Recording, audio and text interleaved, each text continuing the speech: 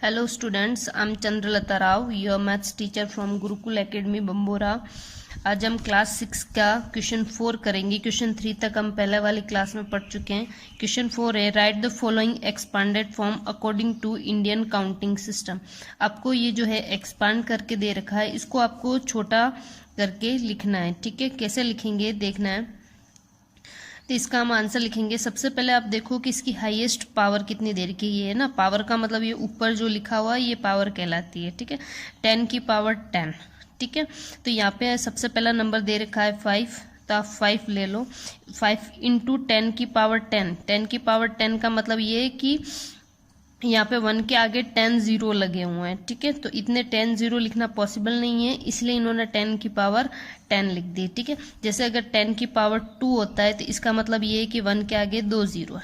ठीक है, तो वैसे 10 की पावर 10 लिखा मतलब इस 1 के आगे 10 जीरो है। ठीक है, तो अब हमको देखना है कि यहाँ 5 के आगे 10 की पावर 10 लिखा है, मतलब इस 5 के आगे टोटल 10 डिजिट आएगी। कितनी आएगी? 10। 1 2 3 4 5 6 7 8 9 और 10, टोटल 10 डिजिट आएगी। ठीक है, अब फिर दिया 0 इंटू 10 की पावर 9, यानी कि ये 10 की पावर 9 यानी पीछे 9 डिजिट बचेगी, तो 0 हमारा यहाँ आएगा। ठीक है, अब यहाँ हमारी 9 डिजिट बच गई, 1 2 3 4 5 6 7 8 9। ठीक है, नेक्स्ट दिया है 3 इंटू 10 की पावर 8, तो 3 हमारा यहाँ आएगा। ठीक है, फिर दिया 2 इंटू 10 की पावर 7, यानी कि 2 यहाँ आएगा। फिर दिया प्लस 0 इंटू 10 की पावर 6, यानी 0 यहाँ आएगा। नेक्स्ट दिया 1 इंटू 10 की पावर 5, यानी 1 यहाँ आएगा। ठीक है, फिर दिया 7 इंटू 10 की पावर 4, यानी 7 यहाँ आएगा। फिर दिया 2 इंटू 10 की पावर 3, यानी 2 यहाँ आएगा। 10 की पावर 3, पीछे 3 बच गया। अब यहाँ पे आगे अगर दे रखा होता मान लो 5 इंटू 10 की पावर 2, तो मैं यहाँ 5 लिख देती, लेकिन अब आगे कोई क्वेश्चन नहीं दे रखा है, क्वेश्चन यही फिनिश हो रहा है, तो आप आगे जो डिजिट बची है वहाँ पे क्या लगा दो? 0 0 लगा दो। ठीक है, इस तरीके से हमको क्वेश्चन करना है और फिर आप कॉमा पुट कर दो। ठीक है, तो ये हमारा आंसर हो जाएगा। नेक्स्ट इसी का सेकंड क्वेश्चन है, वो हम कैसे करेंगे। देखो इसने बोला 7 इंटू 10 की पावर 10। 10 की पावर 10 का मतलब ये हुआ कि 7 के आगे टोटल 10 डिजिट आएगी। ठीक है, 1 2 3 4 5 6 7 8 9 और 10, यहाँ 10 डिजिट आएगी। ठीक है, अब देखो 10 की पावर 10 के बाद 10 की पावर 9 आना चाहिए था, लेकिन यहाँ पे डायरेक्ट 10 की पावर 7 आ गया, तो 10 की पावर 9 नहीं है तो 0 लगा दो। फिर 10 की पावर 9 के बाद 10 की पावर 8 वाली डिजिट आनी चाहिए थी, लेकिन वो भी नहीं दे रही, तो वहाँ पे भी क्या आ जाएगा? 0। अब आता है 10 की पावर 7 वाला। 7 वाला आ रहा है हमारा, तो कितना दे रखा है? 7 4। ठीक है, फिर 7 के बाद 6 आना चाहिए था, 6 नहीं आ रहा, तो वहाँ पे आप क्या लगा दो? 0। फिर 3 इंटू 10 की पावर 5 आ रहा है ना, तो 10 की पावर 5 आ रहा है, तो ये क्या लिखा हुआ है? 3, तो ये 3 लिख दिया। ठीक है, फिर 5 के बाद 4 आना चाहिए था, 4 नहीं आ रहा है, तो अब 0। फिर 3 आना चाहिए था, 3 भी नहीं है, तो उसकी जगह 0। फिर 10 की पावर 2 आ रहा है हमारा, तो फिर 2 यहाँ 2 पुट कर देंगे। ठीक है, फिर प्लस 5 इंटू 10 की पावर 1 ही आना चाहिए, किसी की भी पावर यहाँ 1 नहीं लगी हुई है, मतलब यहाँ पे हमको खुद समझना है यहाँ पावर 1 ही है। ठीक है, तो 1 आ गया हमारा, तो यहाँ हमारा क्या आ जाएगा? सॉरी, यस, यहाँ देखेंगे जैसे 10 की पावर 2 के बाद 10 की पावर 1 आना चाहिए था, तो 10 की पावर 1 नहीं आ रहा है हमारा, तो हम यहाँ पे क्या लिखेंगे? 0। और उसके बाद हमारा आ रहा है 5 इंटू 1 की पावर 1, है ना, तो 10 की पावर 1 और 1 की पावर 1 में डिफरेंस होता है। ठीक है, जैसे मान लो यहाँ होता 3 इंटू 10 की पावर 1। ठीक है, तो मतलब 10 की पावर 1 का मतलब क्या हुआ कि यहाँ पे एक 0 है। ठीक है, 3 के बाद एक 0 और आएगा। ठीक है, तो यहाँ पे हमने क्या किया, यहाँ ये स्टेप नहीं दे रखी है, तो हमने यहाँ पे क्या लिख दिया? 0 लिख दिया। ठीक है, फिर 5, तो 5 आ जाएगा। नेक्स्ट क्वेश्चन 5 है, write the following in expanded form. पहले जैसे क्वेश्चन 4 में एक्सपांड करके दे रखा था और हम इस फॉर्म में आंसर ला रहे थे, इस बार क्वेश्चन इस फॉर्म में दे दिया है और आंसर हमको एक्सपांड करके लाना है। ठीक है, तो एक्सपांड करके मतलब पहले वाला जैसा क्वेश्चन था उस फॉर्म में आंसर लाना है। तो देखो कैसे लिखेंगे, मैं फर्स्ट वाला करके बता रही हूँ, सेकेंड आप सेल्फ करेंगे। ठीक है, कैसे करना है देखो, 6। ठीक है, तो मैंने ये 6 लिख दिया। ठीक है, अब 6 के बाद कितनी डिजिट है? 1 2 3 4 5 6 7 डिजिट है। ठीक है, तो आप या तो फिर ऐसे करो कि इसके पीछे क्या लगा दो? 7 0 लगा दो। 1 2 3 4 5 6 7, ठीक है, इस तरीके से लगा दो, ठीक है। फिर प्लस, फिर नेक्स्ट क्या डिजिट है 2, ठीक है।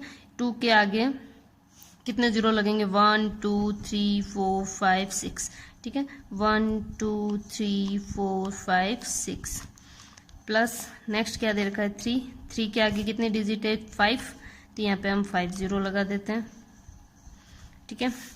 प्लस 9, 9 के आगे कितनी डिजिट है 4, 4 0 लगा दिए, ठीक है। प्लस 5, 5 के आगे कितनी डिजिट है 3, 3 0 लगा दिए। फिर 7, 7 के आगे कितने डिजिट है 2, तो 2 0 लगा दिए। फिर 2, 2 के आगे 1 डिजिट और फिर 2, ठीक है। लास्ट में कोई डिजिट नहीं है तो इसके आगे कोई जीरो नहीं। इसी चीज को आप ऐसे भी लिख सकते हैं जैसे पहले क्वेश्चन था उस फॉर्म में, है ना। कैसे लिखेंगे देखो 6 इंटू कितने जीरो है 1 2 3 4 5 6 7, 7 0 है तो यहाँ पे आप 10 की पावर 7 ऐसे भी लिख सकते हैं, ठीक है। प्लस 2 कितने जीरो 6 0 है 10 की पावर 6 प्लस 3 इंटू 10 की पावर 5 क्योंकि 5 0 है यहाँ पे, ठीक है।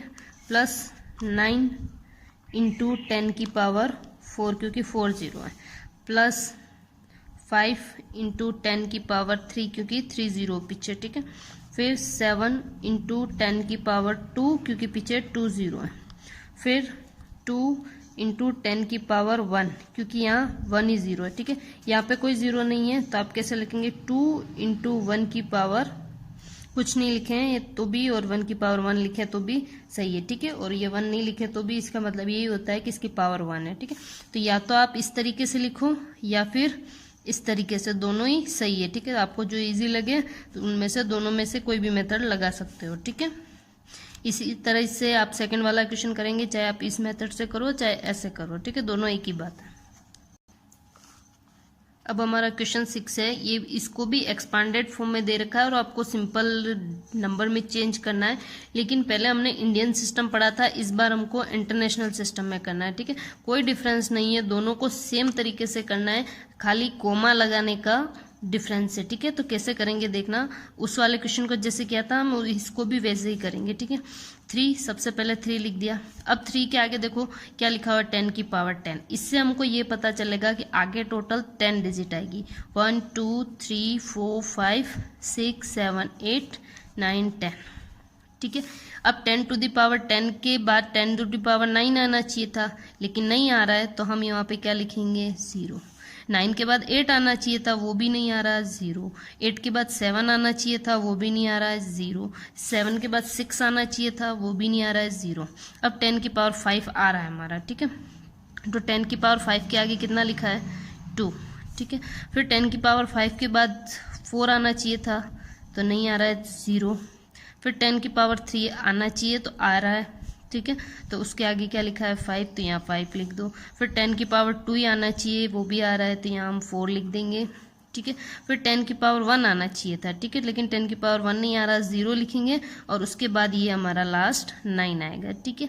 तो इस तरह जैसे पहले किया वैसे ही हमको करना है इस क्वेश्चन को भी, खाली इसमें डिफरेंस इतना है कि यहाँ कोमा 3 डिजिट बाद लगेगा। इंटरनेशनल सिस्टम ने हमने पहले वाली क्लास में पढ़ा था कि 3 डिजिट बाद कोमा लगता है, फर्स्ट कोमा 3 डिजिट, फिर 3 डिजिट और फिर 3 डिजिट बाद, ठीक है।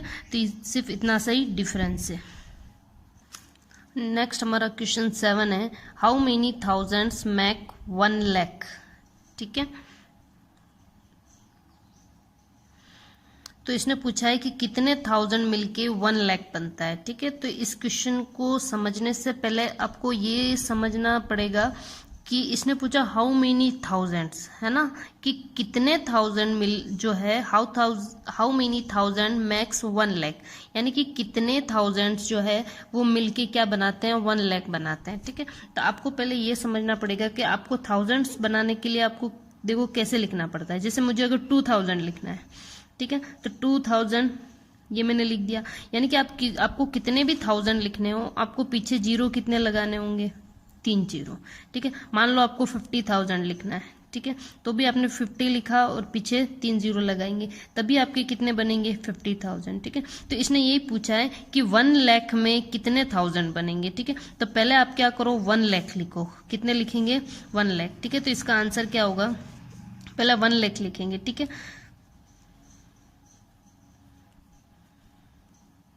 ये आपने क्या लिखा 1 लाख लिख दिया, 1 10 100 1000 10,000 और लाख।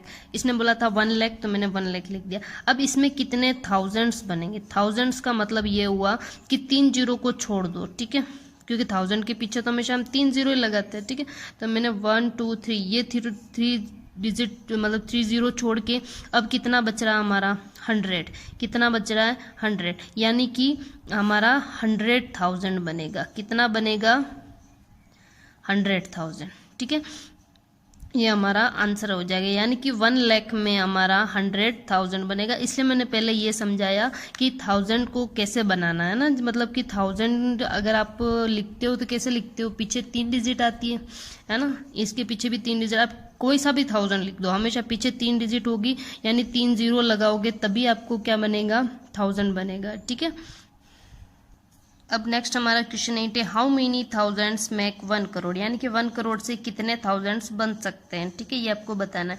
अगर पीछे वाला क्वेश्चन नहीं समझ आया तो आप इजीली एक बार ये वाला क्वेश्चन देखेंगे तो इजीली आप समझ जाएंगे। ठीक है, जिसके आपको बनाना क्या है 1000 बनाना है, और किसको बनाना है 1 करोड़ को बनाना है। ठीक है, तो पहले जिसको बनाना है वो लिख दो, यानी कि 1 करोड़ को आपको 1000 बनाना है तो पहले 1 करोड़ लिख दो।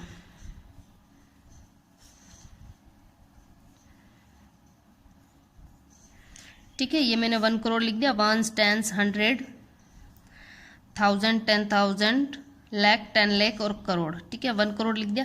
अब इसको आपको बनाना है 1000। ठीक है, तो 1000 तो आप बनाने के लिए क्या करते हो, किसी भी डिजिट के पीछे 3 जीरो लगाते हो तो वो 1000 बन जाता है, यानी कि इसमें भी हमको कितने डिजिट छोड़ने हैं 3 डिजिट छोड़ने हैं। ठीक है, बाकी का ये पूरा हमारा क्या हो जाएगा आंसर हो जाएगा। ठीक है, यानी कि 1 10 100 1000 10,000। ठीक है, यानी कि आपका आंसर हो जाएगा ये वाला। आया समझ में, जैसे ये 7 वाला क्वेश्चन था तो इसमें भी आपने 3 डिजिट छोड़ दी थी। ठीक है, तो ये वाला जो है आपका क्या हो गया था आंसर। ठीक है,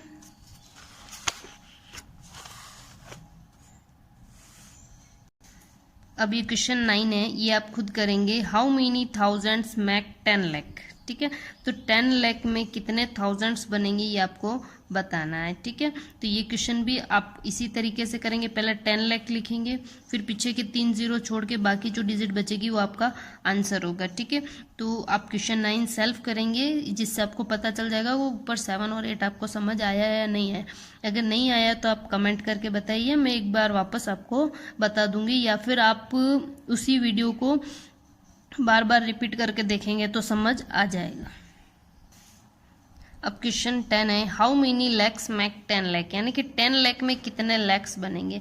पहले थाउजेंड्स पूछे थे, इस बार इसने लाख पूछे हैं। ठीक है, तो अब देखो, जैसे कि आपको ये समझने से पहले आप थोड़ा सा ये देख लें कि लाख लिखने के लिए आपको पीछे कितने जीरो लगाने पड़ते हैं। जैसे कि मान लो आपको लिखना है 5 लाख। ठीक है, तो आप 5 लिखते हैं, उसके पीछे आप 5 जीरो लगाते हैं, तभी ये 5 लाख बनता है। अगर आपको लिखना है 25 लाख, तब भी आप ऐसे 25 लिख के पीछे 5 जीरो लगाएंगे तो आपका 25 लाख बन जाएगा। ठीक है, यानी कि आपको लाख लिखना है तो पीछे 5 जीरो लगाने होते हैं। ठीक है, अब इसने बोला है कि 10 लाख में कितने लाख बनेंगे, तो पहले आप 10 लाख लिखो। ठीक है, 10 लाख 10 लिख दिया, पीछे 5 जीरो लगा दिया, 10 लाख लिख दिया मैंने। ठीक है, इसने पूछा है कि अब इसमें कितने लैक्स बनेंगे, तो देखो आप इसके 5 जो है जीरो छोड़ दो, क्योंकि लैक बनाने के लिए हमको 5 जीरो की जरूरत होती थी। 5 जीरो छोड़ दे, बचा क्या हमारा 10, यानी कि हमारा आंसर हो गया 10, यानी कि कितने लैक्स बनेंगे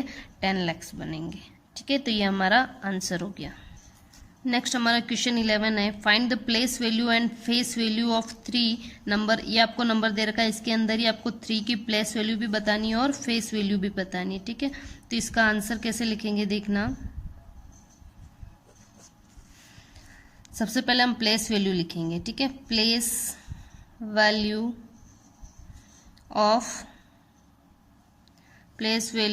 ऑफ